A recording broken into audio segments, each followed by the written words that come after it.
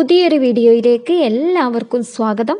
ഇന്നത്തെ വീഡിയോയിൽ നമ്മൾ നമ്മുടെ ചെടികളുടെ കെയറിങ്ങോ വളപ്രയോഗമോ ഒന്നുമല്ല കാണിക്കുന്നത്. നമ്മുടെ ഓർക്കിഡ് ചെടികളിൽ കുറച്ച് ചെടികൾ ഫ്ലവർ ചെയ്ത് നിൽക്കുന്നുണ്ട്. അപ്പോൾ അതിൻ്റെ ഫ്ലവേഴ്സ് ഒന്ന് കാണിക്കാമെന്ന് വിചാരിച്ചിട്ടാണ് ഈ ഒരു വീഡിയോ ചെയ്യുന്നത്.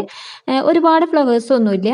കുറച്ച് ഡെൻഡ്രോബിയൻ ചെടികളിലും അതുപോലെ തന്നെ ഫെലനോപ്സിസ് ചെടികളിലും ഫ്ലവേഴ്സ് ഉണ്ട്. അപ്പോൾ അതൊന്ന് നിങ്ങൾക്കും കൂടെ കാണിച്ചു തരാമെന്ന് വിചാരിച്ചിട്ടാണ് ഈ ഒരു വീഡിയോ ചെയ്യുന്നത്. നമ്മളെല്ലാവരും തന്നെ ഒരുപാട് ഇഷ്ടപ്പെടുന്ന ചെടികളാണ് ഈ ഒരു ഓർക്കിഡ് ചെടികൾ എന്ന് പറയുന്നത്.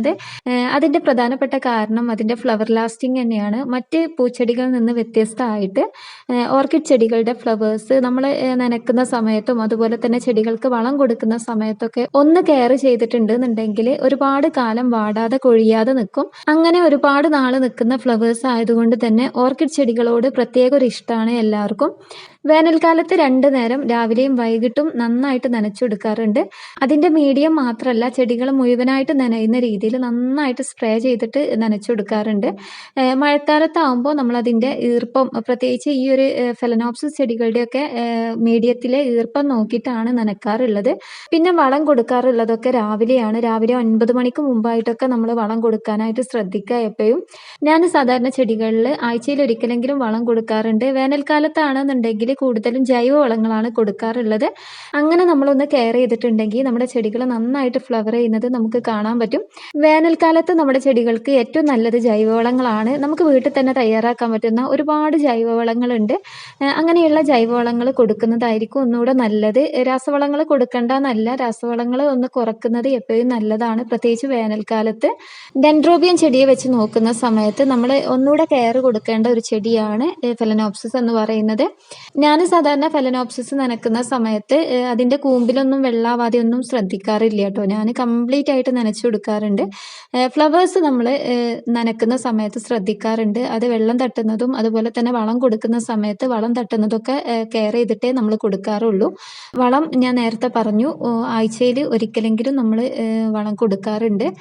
അത് വേനൽക്കാലത്താവുമ്പോൾ കൂടുതൽ ജൈവവളങ്ങളും മഴക്കാലത്താവുമ്പോൾ കൂടുതൽ രാസവളങ്ങളുമാണ് കൊടുക്കാറുള്ളത്.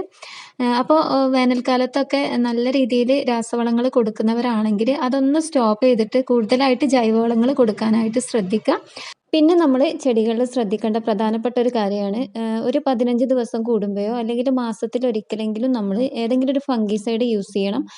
ഞാൻ സാധാരണയായിട്ട് കൊടുക്കാറുള്ളത് സാഫാണ്. അത് ഈ ഓർക്കിഡ് ചെടികൾ എന്നല്ല, എല്ലാതരം ചെടികൾക്കും ഞാൻ യൂസ് ചെയ്യുന്ന ഫംഗിസൈഡ് സാഫ് തന്നെയാണ് കേട്ടോ.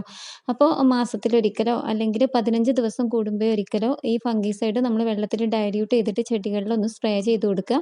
അത് നമ്മൾ നിർബന്ധമായിട്ടും ചെയ്യേണ്ട ഒരു കാര്യമാണ്. ചെടികളിൽ പല രീതിയിലുള്ള ഫംഗൽ ഇൻഫെക്ഷൻ ഉണ്ടാവാറുണ്ട്. അപ്പോൾ നമ്മൾ ഇതുപോലെ സാഫ് പോലെയുള്ള ഏതെങ്കിലും ഫംഗിസൈഡൊക്കെ നമ്മളൊന്ന് അപ്ലൈ ചെയ്ത് കൊടുത്തിട്ടുണ്ടെന്നുണ്ടെങ്കിൽ അതിനെയൊക്കെ നമുക്ക് ഒരു പരിധി വരെയൊക്കെ തടയാൻ പറ്റും.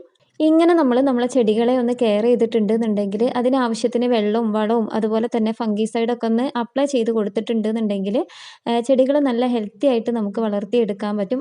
നമ്മൾ ചെടികളെ എത്രത്തോളം കെയർ ചെയ്യുന്നോ അതിനനുസരിച്ചാണ് അതിൻ്റെ റിസൾട്ട് നമുക്ക് ചെടികളിൽ കാണാൻ പറ്റുക. നമ്മൾ ഒരു ചെടി പോട്ട് ചെയ്തിട്ട് അതിന് തീരെ വെള്ളവും വളമൊന്നും കൊടുക്കാതിരുന്നാൽ ആ ചെടി പതിയെ നശിച്ചു പോവുകയുള്ളൂ. അതുകൊണ്ട് തന്നെ നമ്മൾ ഒരുപാട് വളങ്ങളൊന്നും കൊടുത്തിട്ടില്ലെങ്കിലും നമുക്ക് കഴിയുന്ന വളങ്ങൾ, ജൈവവളങ്ങൾ നോക്കിയിട്ട് വീട്ടിൽ തന്നെ തയ്യാറാക്കിയിട്ട് ആഴ്ചയിൽ ഒരിക്കലെങ്കിലും കൊടുക്കാനായിട്ട് ശ്രദ്ധിക്കുക. അപ്പോൾ എല്ലാവരും ഇതുപോലെയൊക്കെ ഒന്ന് കെയർ ചെയ്യുക ചെടികളെ. ഇതാണ് നമ്മുടെ ചെടികളിലുള്ള ഫ്ലവേഴ്സ്. ഈ ഫ്ലവേഴ്സ് നിങ്ങളെയും കൂടെ ഒന്ന് കാണിക്കാമെന്ന് വെച്ചിട്ടാണ് ഈ വീഡിയോ നമ്മൾ ചെയ്തിട്ടുള്ളത്. എല്ലാവർക്കും വീഡിയോ ഇഷ്ടപ്പെട്ടു എന്ന് വിചാരിക്കുകയാണ്. ഇഷ്ടപ്പെട്ടിട്ടുണ്ടെന്നുണ്ടെങ്കിൽ നമ്മുടെ ചാനൽ ഒന്ന് സബ്സ്ക്രൈബ് ചെയ്ത് സപ്പോർട്ട് ചെയ്യുക. ഇനി നമുക്ക് മറ്റൊരു വീഡിയോയിൽ വീണ്ടും കാണാം.